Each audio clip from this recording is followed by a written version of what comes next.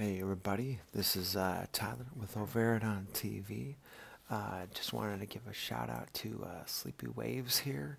Sleepy Waves wants a top 5 list of life hacks, and between 5 and 10.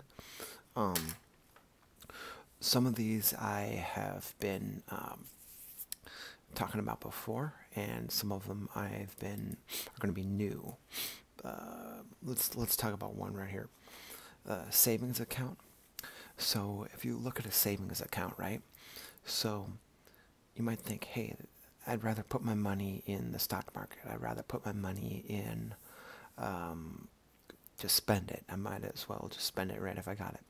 I want to put it into this, put it in that, put it in this. But I'm not saying you can't put it in the stock market. I'm not saying you can't do this with it.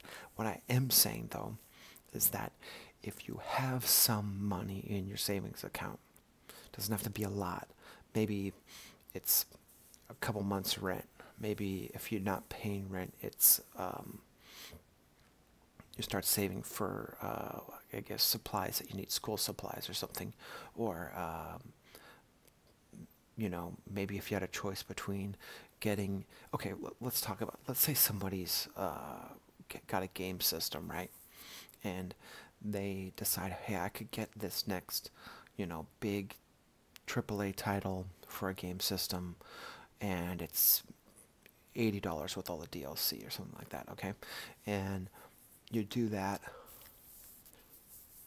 10 times a year. You get some money from parents or friends or whatever, or family members. You do that 10 times a year. Well, that's about $800. After tax, you're looking at $1,000. That's $1,000 you could have put in your savings account. Now, I'm not saying that you can't get what you want in life, but what I am saying is that every time you put a little bit away, you get a bubble for opportunities. So let me talk to him about this is a true story about a personal opportunity. Actually, I'll just put it up on my phone. So I knew I had bills coming up. I had just paid rent, and I had bills coming up, just paid rent, and I also had other stuff that I needed for my next title that I'm working on, that I'm going to put on Steam, and I saved money. So if an opportunity pops up, I might check it out. And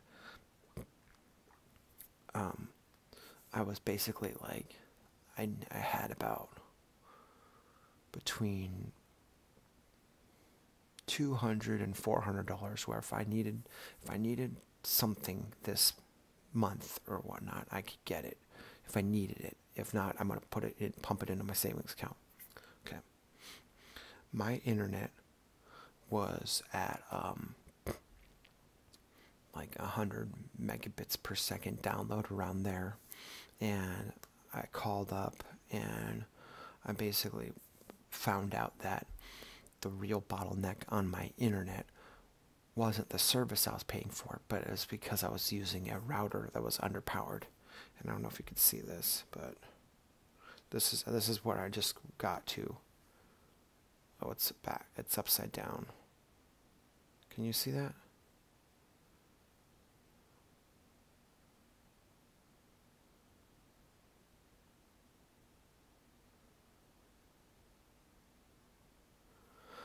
$285.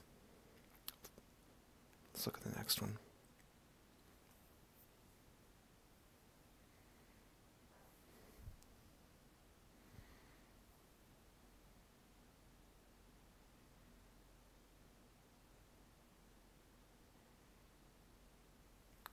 $283. That's the real reason why I'm making this video today, is because I'm just like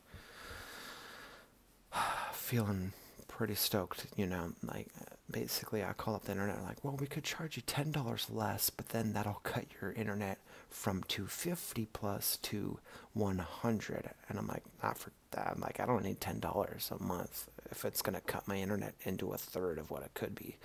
And I've been not using the right equipment. I was using Cat 5s. I was using Cat 5s to connect to my router. And then I was using the what comes with it, patch cable. You shouldn't even be using the patch cable that comes with the modem if you're getting above 100 Mbps. If, it's laughable. So I got Cat 6s, and it cost me like $230. I got a brand new modem. My old modem's working fine. I'm just saving it in case mine breaks or something if I need backup. But $230, and now my internet's tripled. 2.8 times what it was. The upload speed's about the same, like just barely a little bit more on the new modem, but it's the download, it's the burst. And you know, when I'm transferring, downloading, and uploading back and forth to the like to the builds, I guess the builds is more based up on my my builds are morely based on my uploads. So what is my downloads really gonna help with? I guess like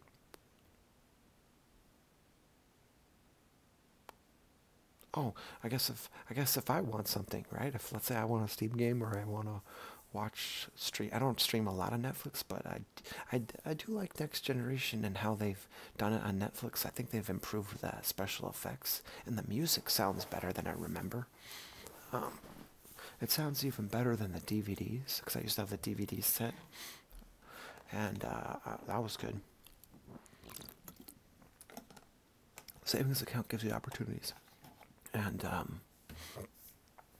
I'm not saying there's anything wrong with stock market or anything like that, but just having savings account in the background, it's big. I actually have two.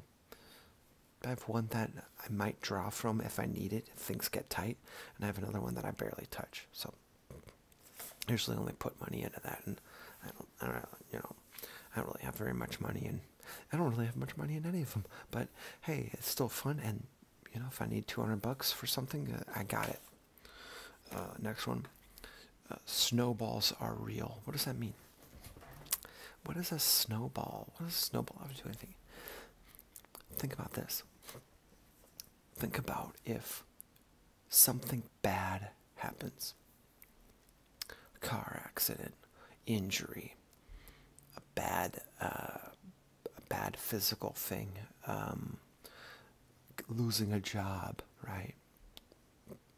Some misfortune, right? If you're not sending negativity out into the world, what do I mean by that? Let's say you generally feel about yourself like, you know what, I'm taking care of my stuff and I'm a positive impact around the people around me that I do interact with. If you feel that way, these negative things that happen to you won't feel as massive. But let's say in the back of your mind somehow I deserved that. That's where it snowballs. That's where it gets nasty. Let me give you an example. So let's say you know, I don't even drink. But let's say I have like I had a glass of champagne, right? Over Christmas, and it's like I don't even drink, you know, it's like whatever. And I think I had like a beer when I hung out with some friends, and what happened was I got sick. Now, I'm not saying that the champagne or the beer got me sick, but it was almost like my immune system was off a beat, right? And then I ate tons of meat on that Christmas break trip. That was, I mean, it was great visiting family and everything, but I kind of let my guard down. I think that's kind of what the holidays are about, letting your guard down and then getting sick or whatever. Everybody's always sick on the holidays. It's really weird. And I don't feel like, I didn't feel like I was, like, I have nothing against people that, you know, drink all the time or anything like that. It's not a big deal. Or I didn't feel like I was really doing anything wrong. I'm 37 years old. I can, you know, if I'm not driving, I can have whatever I want, right? But the thing is that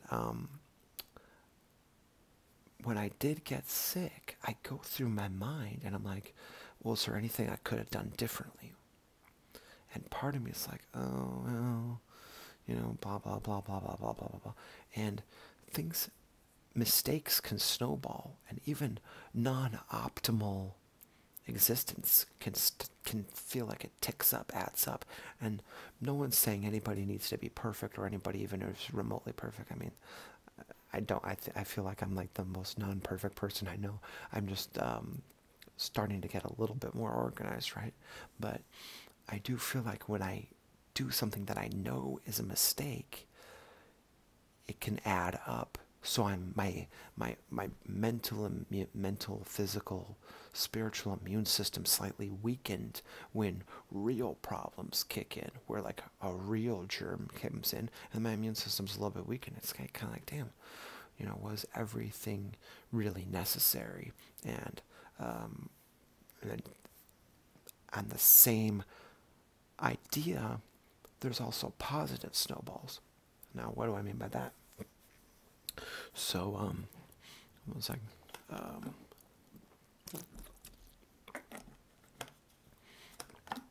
give you an example.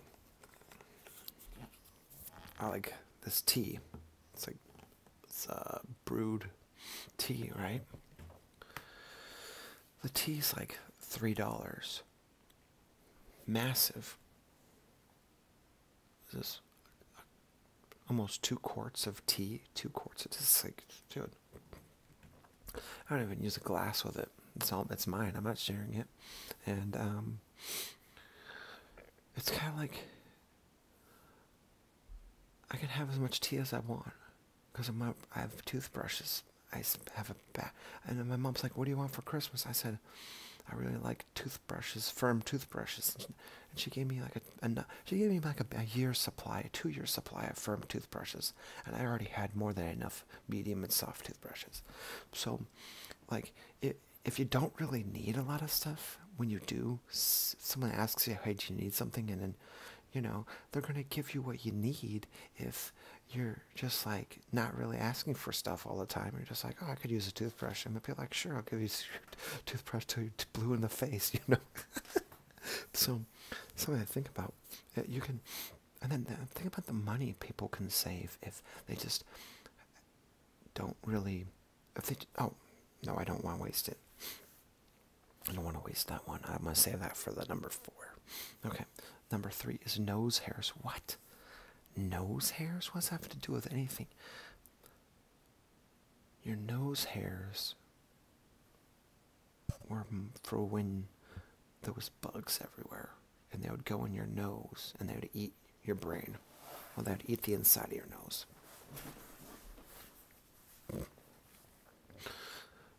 You don't need massive nose hairs anymore, okay? I don't get sick very much at all anymore, because I was trimming the nose hairs once they're like poking in. And it's like, ow, ow, ow, ow, and then sneeze. It's like, and I get this drippy, drip, drip, drip, drip. Dude, we don't want to be drippy. We don't want that. It wasn't even because I was sick. It was because I was being irritated by my own nose hairs. Now be careful. My friend told me he plucked his nose hairs out, and he caused himself an ingrown nose hair that caused a pimple that came out the other side. That's deep dive. That's crazy. I've never even heard of that. So I guess be careful if you are, I guess people sticking things up their nose and then they poke out their own brains. You don't want to do that. But if you do have the dexterity to make it so your nose hairs aren't poking yourself all the time, maybe you might feel less irritated in your nasal area. I don't know. Double check them nose hairs because they might be a cause of 80% of your flu-like symptoms. Maybe just because you're irritated. Are you easily irritated? Organize what you have and scan through what you have occasionally. So what am I saying? I'm starting to organize my tools better, what I have. Like I found out I have more than one of some things that I didn't know that I had, or things like that. So I put things into the boxes, and I don't know about you, but I think I kind of seem like a guy who's had to move around a lot in his life, and if you thought that way too, then you're right, because I have. So I've learned to be more modular, okay? And you might be thinking, oh, why is he moving around so much? The real truth is, everybody's getting married and having kids except me. I don't know why. I don't know what I did wrong, but it's fine. I think programmers, no, I know a lot of programmers that are married and have kids. I think it's that I'm kind of a perfectionist when it comes to the games I want to make, and so I have to play games like Metroid a lot and learn from. I'm playing Action Verge, which is like a new game about Metroid-ish stuff, and I just really like Metroid, and like I bought Metroid the Other M, and I like it. That just shows how much I like Metroid, and not a lot of people. I'm probably gonna get some people that don't understand that because they don't like it. Metroid Other M. I'd say, okay, this is what I'm gonna say to you guys. The people that don't like Metroid Other M, they probably maybe they didn't like Metroid Fusion. Because Metroid Fusion was way more, Metroid Fusion was way more getting directives from different navigation rooms where you had to explore in a very structured manner, and then things didn't get fully unlocked till the very end, things like that. And yes, there are limits on what you can use. You can't use certain skills and abilities until you hit plot progression points, as opposed to finding them. And I know that's not canon, but but Metroid Fusion was kind of like that in some ways. And Other M it's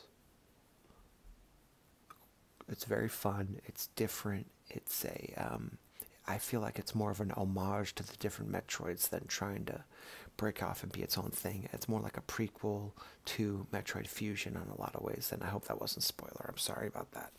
But Metroid Other M is not a bad game. It should not be removed from canon or whatever.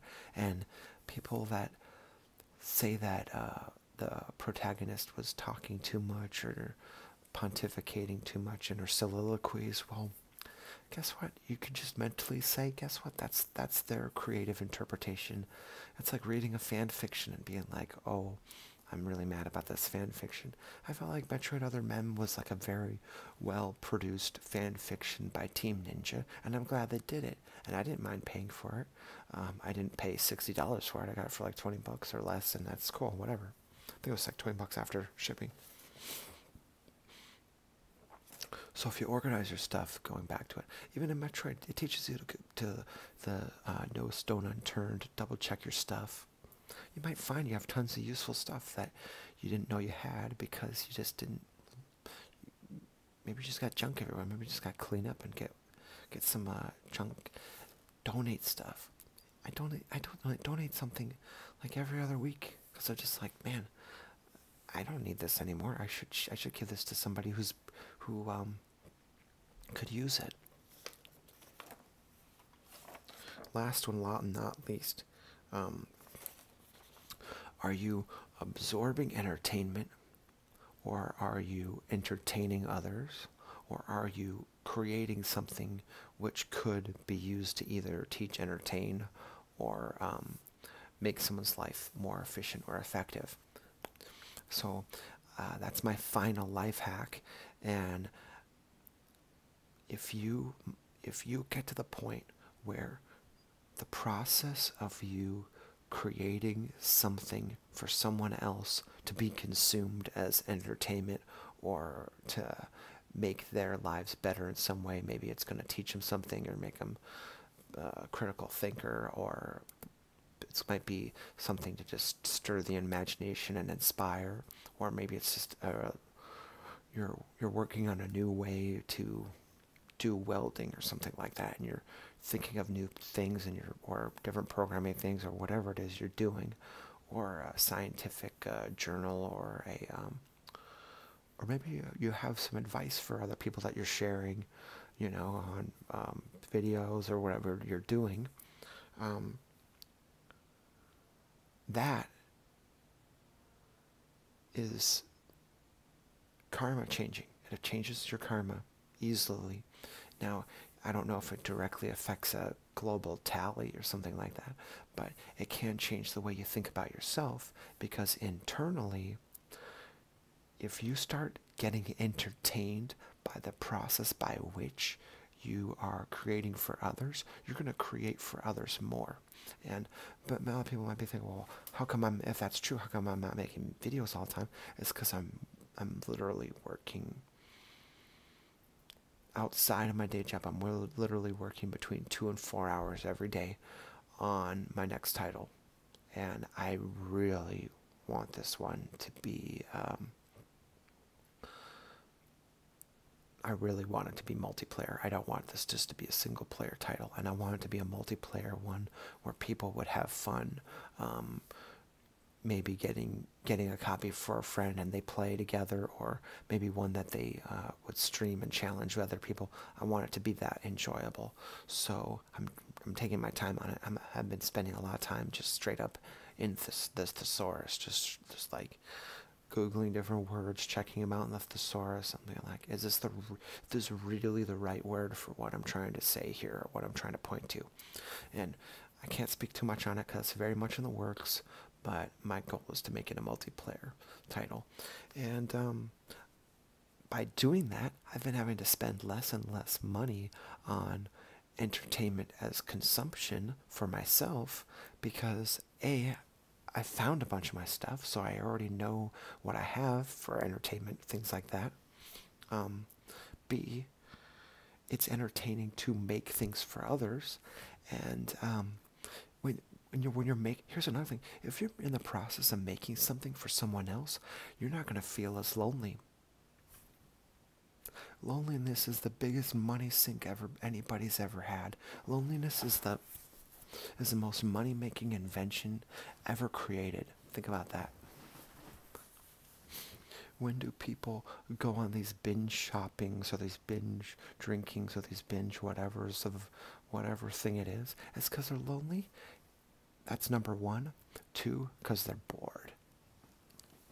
What happens when you start entertaining yourself by the process by which you look to entertain others? And what happens when the illusory city is a year down the road? What if the illusory city that's going to be that oasis to regenerate you and say, okay, I'm ready to have someone look at my stuff, is months down the road, and it doesn't even matter? That's where I'm at right now. I know I'm going to finish it. It could take me a year, could take me less, could take me 2 years. My goal is to have it done between 9 months and 2 years. But things can happen. I don't think it's going to take that long. But if it takes that long, it takes more. Guess what? I've gotten to the point where I don't need to be constantly like patted on the head and be like, "Oh no, you're okay." Nah, we got this. We're going to make something that I'm extremely proud of, right? Every cell in my body, every mitochondrial metachlorian is just going to be joining the party to make something for everybody that wants to check it out. And for me, it's a very fun process, and that's really why I have been saving a lot of money not purchasing entertainment stuff as much. And so that's my fifth life hack, is that if you're willing to entertain other people, if you get good at it, they might even give you a thumbs up, or if you become a professional, you might even get paid for the things that you produce. And that's a real difference between a hobbyist and a professional. Is, are you compensated financially for your work? Because at that point, it's gone from a craft hobby to a craft that you're paid for. And eventually, once things snowball, because snowballs are real, so you can see it. Snowballs are real. Double check those nose hairs. Once you get through those snowballs, then you might end up building a little bit of a secondary stem of positive energy, or maybe even bucks. And I'm not making a lot of money from what I do. I'm not making any money from YouTube anymore because I guess they said you got to hit a certain threshold, and I'm not tripping on that. It's like whatever. Um, that's Dude, I get it. Twitch is the same thing. They're like, you need to hit a certain threshold of viewers to do your thing. Dude, I'm not too worried about that. Um, but I definitely feel like there is an extremely fun thing that happens when you start seeing these little ticks of rewards coming in, of people positively reinforcing what you've put out there, and that's entertaining. That's what I call a daily I want to do. I don't want to do someone else's daily where it's supporting some vice or some pyramid scheme. I want to be doing the dailies of checking what I've created and checking to see if people think it's worth, a few cents or worth a thumbs up or anything like that. Because I do care, and I'm having a blast. I'm an absolute blast. And so I hope everybody enjoyed this video. And guess what? Now that my internet's doing a lot better, I might do more. We'll see what happens. But it's 12. It's midnight, and I'm still gonna get some programming done, handled. Love you all. Hope you have a great night, and peace.